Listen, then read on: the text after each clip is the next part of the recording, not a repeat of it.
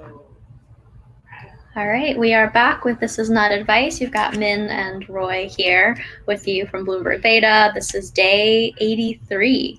And this week we're talking about, questions around like politics and ethics and how does that translate into the workplace. So today's question, Roy, if I'm a CEO, how do I respond when employees become active on social or political issues? Yeah. Obviously, this is a live one right now with Coinbase and all they've said. And I think this is quickly becoming one of the critical questions of employee culture. Because as social issues and political issues become even more a part, at least in the US, of the national conversation, people are people. They're going to bring their views, whatever they are, to work, whether they express them or not. And the lines get really hard to draw between what's appropriate at work and what isn't. I mean, just to give the Coinbase example, they sort of said, well, stay focused on our mission. And then Paul Graham said, and I think this is true on Twitter, that opposing Trump could be core to Coinbase's mission because of Trump's stance on immigration. So it's like, where is the line? And I've felt this issue particularly because in my life, as you know, like I've been active on a bunch of social issues through work, guaranteed income and getting the tech industry to be more philanthropically astute and active and visiting emerging startup ecosystems, all to make the future of work, work. And in my personal life, I try to keep it out of work stuff, but like it's public information that my wife and I have raised money for political candidates and that I'm working on getting out the vote. And, the reason my camera isn't as nice is because my computer is on the way to where I'm going soon, which is Wisconsin, to work on getting out the vote. And I had some personal struggles with this, just to say before I answer, which is I remember when I was a CEO, we had an employee who transitioned gender. And this was before that happened all that frequently at most companies, or at least people weren't as out about it. And our intention was to be super supportive of that person, to model the kind of company we wanted to be. And, I spent an entire day in one-on-one or small group meetings with basically everybody in the whole company, group by group. And that was amazing. I learned a ton and I felt proud of how supportive we were. I hope that person felt the same way. And I recognized I couldn't have done it if it were a bigger company or there was happening more often. And so the lines get complicated. Min, yesterday you talked about how you have to be conscious as an employee of what stage the company's at. Same thing for a CEO. And I'll give you another example, which is I'm very supportive of employees organizing, but we had at one point somebody who worked for the company who basically full-time was focused on their social activism work. And it just happened to be that they had a seat at the company and were being paid. But it's like, well, if they're not doing their job, at some point you got to say, listen, like we're not here to fund you to go do all this stuff unless that's explicitly your role.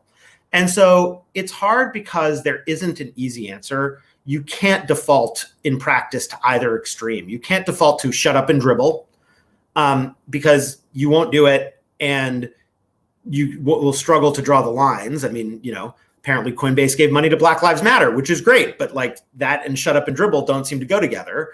And you can't go 100% the other way, which is like, we only work on things where everybody feels comfortable with it. And we always get active in any social and political issue that an employee is active on.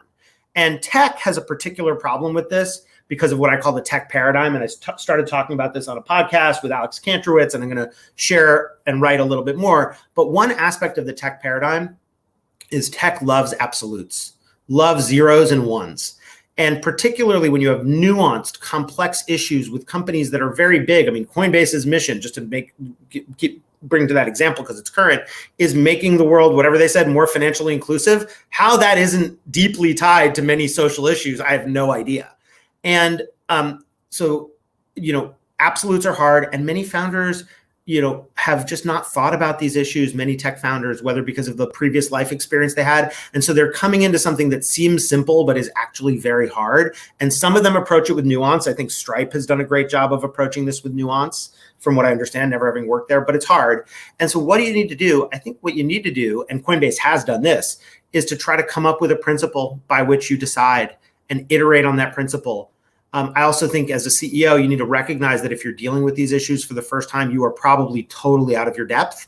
And that's an amazing time to turn to the advisors. If you have investors you trust. And unlike most CEO skills, this is not one that oftentimes CEOs have had a chance to practice before becoming CEO. Press is another example of a skill like that. It's not like managing a team. Like by the time you've been a CEO, you've probably managed lots of stuff, but you haven't necessarily dealt with these principal issues around social beliefs because they're company-wide issues.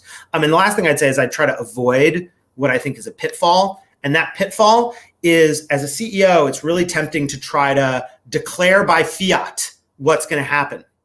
And I don't think you can do that on this because your employees are going to talk about whatever they're going to talk about. You can ban them from the company platforms. They'll find Blind and other places to talk. Like the water will find its level. And so you kind of have to do this Aikido thing of working with the energy of what your employees bring. And I empathize with Coinbase because they have one of the more ideologically diverse employee bases in the tech industry.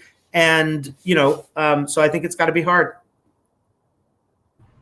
Yeah, and I was going to say, just going off on that, like, how do you talk about it to employees? I guess, do you have ideas around, like there's going one-on-one directly to employees, and then there's like communicating it most broadly in the way that, Brian Armstrong did. Yeah. And there's like all gradations in between. I think the answer on that is this: how a company addresses social and political issues is so central for a big company. And, maybe you're at a tiny company where you're just figuring it out, where it's sort of like saying, how do I communicate about the product with employees?